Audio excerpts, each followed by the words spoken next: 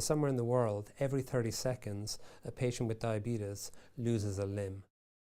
If you were to look back to when I graduated, the concept of regenerating tissues, regenerating limbs or organs, one would have viewed it almost like science fiction. We now have the capacity to at least explore the use of stem cells to regenerate blood vessels and thus prevent or avoid the need for amputation. We're very excited in Galway that we've recently obtained a license from the Irish Medicines Board to make stem cells for human application. Manufacturing stem cells is a very challenging operation. It has to be done in a sterile manner. So unlike standard drugs or medical devices where you can sterilize the end product, you can't do that with stem cells. So the whole process has to be aseptic, carried out in a very, very specialized facility, very stringent operational requirements from an environmental monitoring and from an engineering perspective. And this, of course, has significant implications for the funds required to operate these facilities.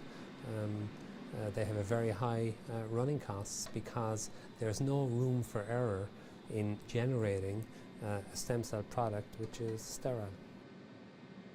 This is not just all about science, this is actually translating science to patient care.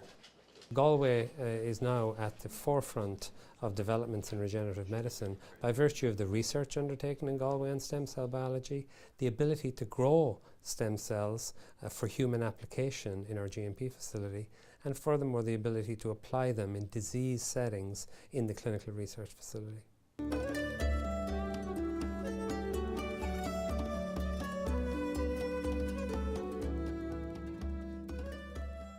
Chemotherapy is still an essential part of our treatment for cancer. Unfortunately, chemotherapy behaves in a rather indiscriminate fashion. Over the past decade or so, there's been an increasing move towards more targeted treatments that are somewhat more like smart bombs than the sort of indiscriminate carpet bombing effect of chemotherapy. As a young doctor, I worked in Portland, Oregon on the development of the first truly targeted therapy for cancer. Back in Galway, we're trying to develop similar targeted approaches towards the treatment of a blood cancer called multiple myeloma.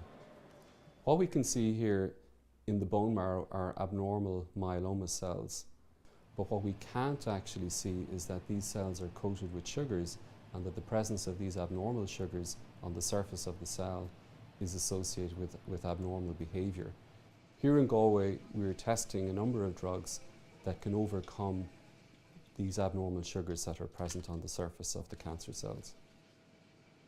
In a short period of time, we've actually made remarkable progress and are already receiving worldwide attention for the work that we were doing.